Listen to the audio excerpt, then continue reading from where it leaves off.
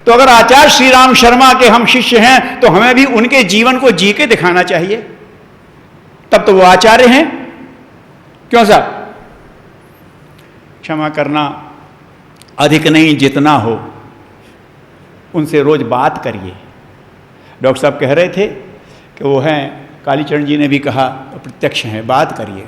गुरु जी आपका ये पक्ष तो अभी आचार्य हो पा रहा है, ये नहीं हो पा रहा है, कृपा करके खोल दीजिए वो सूत्र।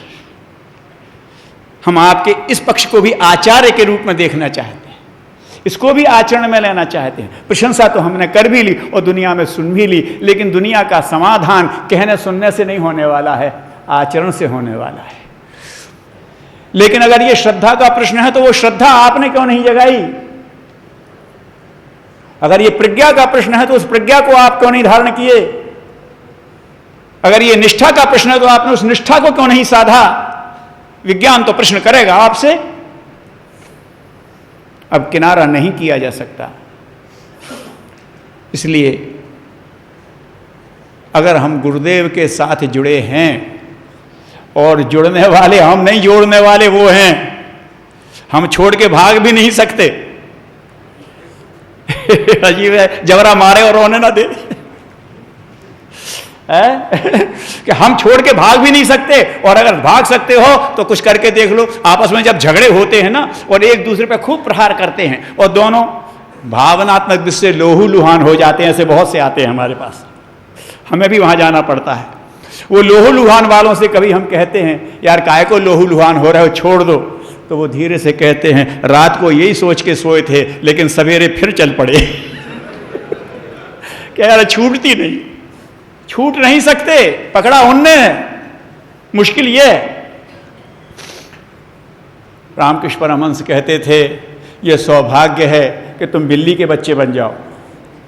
बंदर का बच्चा तो खुद पकड़ता है मां को, और बिल्ली का बच्चा बिल्ली तो स्वयं उठा के ले जाती है। ये सौभाग्य है कि तुम बिल्ली के बच्चे बन गए, हमें चेतना ने स्वयं पकड़ लिया। बंदर का बच्चा गिर सकता है, बिल्ली का बच्चा नहीं गिर सकता। बिल्ली शेर से भी लड़ जाएगी उस वक्त, उससे गड़बड़ नहीं। बंदरिया तो छलांग लगा जाएगी, बेटा गिर गया तो गिर गया, फिर वो नहीं रुक सकती। मैं निवेदन कर रहा था हम छोड़ नहीं सकते, तो फिर सार्थकता इसमें है कि निभा ले जाओ, यही है, उन्हीं से शक्ति ले लेना ना भाई, उसकी कमी थोड़ी है। तो मैं निवेदन कर रहा था कि आचार्य को, वेद मूर्ति को क्षमा करना। आप में से कोई ये कह सकता है कि इस समय युग में जितनी समस्याएं हैं, गुरुदेव ने अपनी लेखनी से समस्या का समाधान नहीं दिया। कोई ऐसी समस्या है? अगर कोई हाथ उठाना चाहे तो उठाए। कोई नहीं उठा रहा है, मतलब दिया है। फिर आपके पास समस्याएं कैसे हैं?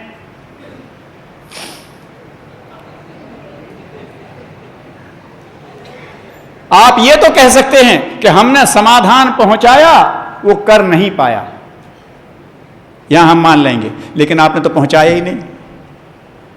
भैया वेद मूर्ति वो ही बन सकते थे, लेकिन वेद दूत तो हम बन सकते हैं। इसमें क्या दिक्कत है? ये साधना हमको करनी है। उन्होंने क्रिएट कर दिया, हम सप्लाई करें। हम प्रोडक्ट तो नहीं बना सकते, लेकिन हम सेल्समैन तो बन सकते हैं।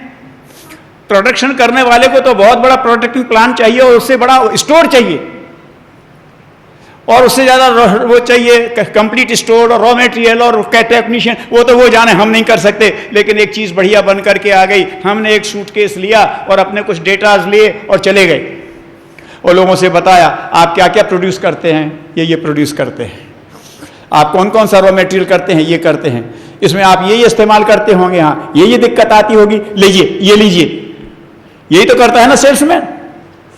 मैं निवेदन आपसे कर रहा था कि गुरुदेव ने बनाया है, वेद मूर्ति है, तो वेद दूत की तरह हम जाने का एक सर्किट बना दें। अगर किसी को यह लगता है कि मैं जानता हूं और कर नहीं पा रहा हूं, क्यों साहब जानता नहीं हूं तो वेद मूर्ति की जरूरत है उसको। मेरे सामने समस्या में नहीं जानता कैसे हल होगा, तो वेद मूर्ति को खड़ा कर दीजिए, ऐसे हल होगा, ठीक है। और अगर वो ये कहता मैं जानता हूं लेकिन मैं कर नहीं पा रहा हूं, क्यों साहब? मैं जानता हूं कि सचिन कौन से स्ट्रोक खेलता है, मैं खेल नहीं पा रहा हूं। मुझे मालूम है कि कुंबले कौन सी बॉलिंग करता है, मैं बॉलिंग कर नहीं पा रहा हूं। तो मुझे क्या करना है? प्रैक्टिस। और अध्यात्म की भाषा में कहें तो तप। जो करने योग्य है वो मैं कर नहीं पा रहा हूं, इसका मतलब तप में कमी है। जो करने योग्य है वो समझ नहीं पा रहा हूं तो विवेक में कमी है। जो करने योग्य है वो समझ नहीं पा रहा हूं तो विवेक की कमी है, ज्ञान की कमी है। और मैं समझ के नहीं कर पा रहा हूं तो तप की कमी है। तो तपोनिष्ठ को खड़ा कर दीजिए कि देखिए उनने कहा कि ये काम करने के लिए इतना सा तप करने से ये काम सध जाएगा, ज्यादा नहीं, उतना ही, इतना ही। तो हमें यह साधना करनी है कि हम वेद मूर्ति के सप्लायर बन जाएं, वेद दूत। हम तपोनिष्ठ के सप्लायर, तप को प्रस्तावित करने वाले हैं।